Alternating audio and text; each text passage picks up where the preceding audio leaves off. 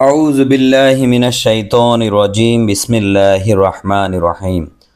শুরু করছি মহান রাব্বুল আলামিনের নামে, যিনি বড়ই মেহেরবান এবং পরম দয়ালু। সূরা বাকারার 271 নম্বর আয়াত থেকে 286 নম্বর আয়াত। তোমরা যদি প্রকাশ্যে দান করো তবে তা ভালো, আর যদি তা গোপন করো ও অভাবীকে দাও তবে তা তোমাদের জন্য আরো ভালো, আর এজন্য তিনি তোমাদের কিছু কিছু পাপ মোচন করবেন। তোমরা যা করো আল্লাহ তো তা জানেন। তাদের সৎ পথ গ্রহণের দায় তোমার নয়, বরং আল্লাহ যাকে ইচ্ছা সৎ পথে পরিচালিত করেন। আর তোমরা যা কিছু দান করো আল্লাহর সন্তুষ্টির জন্যই তা করো, আর যা কিছু তোমরা দান করো তার পুরস্কার পুরো করে দেওয়া হবে, তোমাদের উপর অন্যায় করা হবে না। এই দান অভাবীদের প্রাপ্য, যারা আল্লাহর পথে এমনভাবে ব্যস্ত যে জীবিকার সন্ধানে ঘোরাফেরা করতে পারে না। তারা কিছু চায় না বলে অবিবেচক লোকেরা ভাবে তাদের অভাব নেই। তুমি তাদের লক্ষণ দেখে চিনতে পারবে, তারা লোকের কাছে নাছোড় বান্দার মতো ভিক্ষা করে না। তোমরা যা কিছু দান করো আল্লাহ তা ভালো করেই জানেন। যে সকল লোক রাত্রিতে বা দিনে, গোপনে বা প্রকাশ্যে তাদের ধন সম্পদ দান করে, তাদের জন্য তাদের প্রতিপালকের কাছে পুরস্কার রয়েছে। তাই তাদের কোনো ভয় নেই ও তারা কোনো দুঃখ পাবে না। যারা সুদ খায় তারা সেই লোকের মতো দাঁড়াবে যাকে শয়তান স্পর্শ করে পাগল করে দিয়েছে। এজন্য যে তারা বলে বেচাকেনা তো সুদের মতো, অথচ আল্লাহ বেচাকেনাকে হালাল ও সুদকে হারাম করেছেন। যার কাছে তার প্রতিপালকের উপদেশ এসেছে সে বিরত হয়েছে। অতীতে যা হয়েছে তা তারই এবং তার ব্যাপার আল্লাহর এখতিয়ারে। আর যারা আবার সুদ নিতে আরম্ভ করবে তারাই আগুনে বাস করবে, সেখানে তারা চিরকাল থাকবে। আল্লাহ সুদকে নিশ্চিহ্ন করেন ও দানকে বৃদ্ধি করে দেন। আল্লাহ কোনো অকৃতজ্ঞ পাপীকে ভালোবাসেন না। যারা বিশ্বাস করে ও সৎকর্ম করে এবং নামাজ কায়েম করে ও যাকাত দেয়, তাদের পুরস্কার আছে তাদের প্রতিপালকের কাছে। তাদের কোনো ভয় নেই আর তারা কোনো রকম দুঃখও পাবে না। হে বিশ্বাসীগণ, যদি তোমরা বিশ্বাসী হও, তোমরা আল্লাহকে ভয় করো ও সুদের যা বকেয়া আছে তা ছেড়ে দাও। যদি তোমরা না ছেড়ে দাও তবে জেনে রাখো যে এ আল্লাহ ও তার রাসূলের সাথে যুদ্ধ। কিন্তু যদি তোমরা তওবা করো তবে তোমাদের মূলধন তোমাদেরই। তোমরা জুলুম করো না ও জুলুম হতেও দিও না। যদি অভাবী হয় তবে তাকে সচ্ছল হওয়া পর্যন্ত অবকাশ দাও, আর যদি ঋণ মাফ করে দাও তবে তা তোমাদের জন্য আরো ভালো, যদি তোমরা তা জানতে।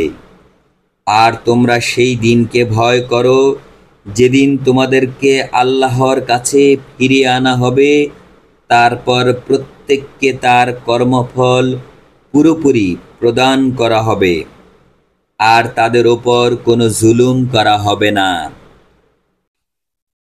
হে বিশ্বাসীগণ, তোমরা যখন একে অন্যের সাথে ঋণ সংক্রান্ত কারবার করবে তখন তা লিখে রেখো, আর তোমাদের মধ্যে কোনো লেখক যেন ন্যায্যভাবে লিখে দেয়।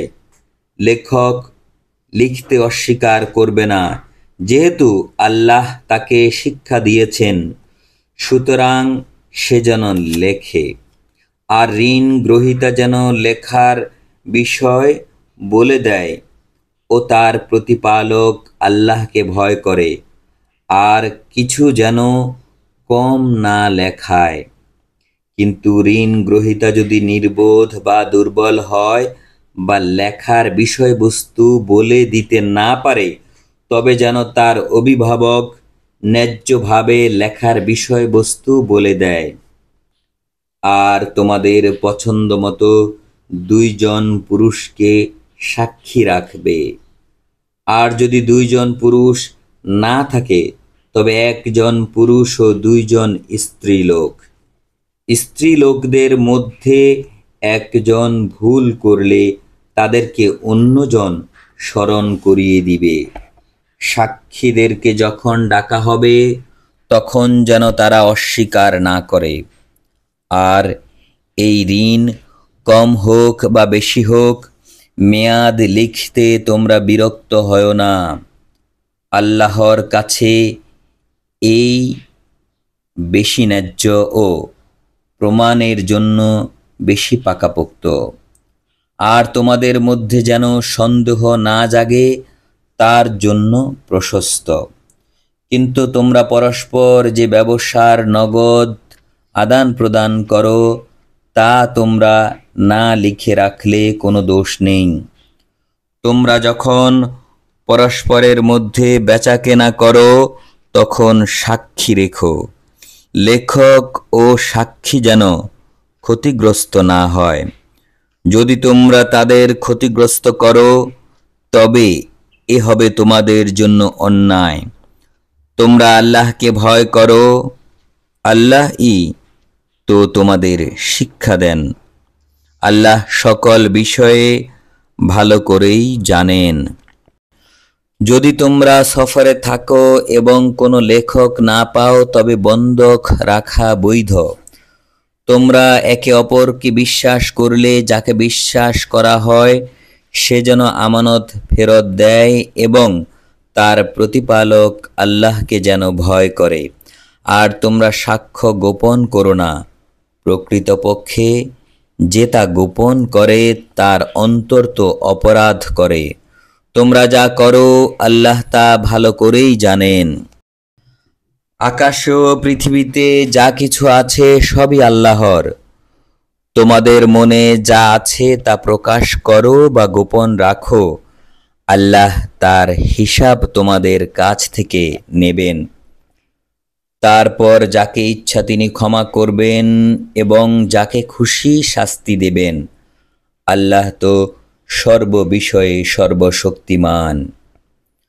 তার প্রতিপালকের কাছ থেকে যা অবতীর্ণ হয়েছে, রাসূল তার ওপর বিশ্বাস করে আর বিশ্বাসীরাও। তারা সকলেই বিশ্বাস করে আল্লাহর উপর, তার ফেরেশতাদের উপর, তার কিতাবগুলোর উপর এবং তার রাসূলদের উপর। এবং তারা বলে, আমরা তার রসুলদের মধ্যে কোনো পার্থক্য করি না। আর তারা বলে, আমরা শুনি ও মানি। হে আমাদের প্রতিপালক, আমরা তোমার নিকট ক্ষমা চাই আর তোমার কাছে আমরা ফিরে যাব।